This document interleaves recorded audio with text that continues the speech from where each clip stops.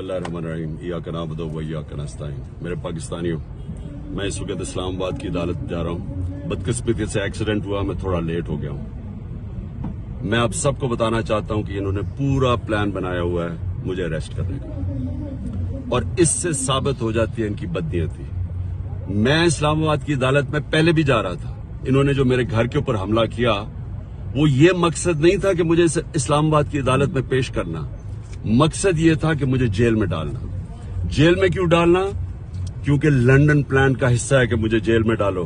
ये नवाज शरीफ की ये उसकी डिमांड है कि इमरान खान को जेल में डालो और इलेक्शन में वो हिस्सा ना ले सके, और ये फिर वही करने जा रहे हैं। अभी मुझे पता है कि मुझे अरेस्ट कर रहे हैं। मैं सिर्फ बताना चाहता हूं कि मैं रूल ऑफ लॉ में मानता हूं, कानून में मानता हूं। पता होते हुए मैं जा रहा हूं, लेकिन मैं कौम को बताना चाहता हूं कि ये बेनकाब हो गए हैं। ये जो लोग ऊपर बैठाए हुए हैं, जो चोर और डाकू और जिन्होंने बैठाए हैं, ये बेनकाब हो गए हैं कि इनकी नीयत क्या है।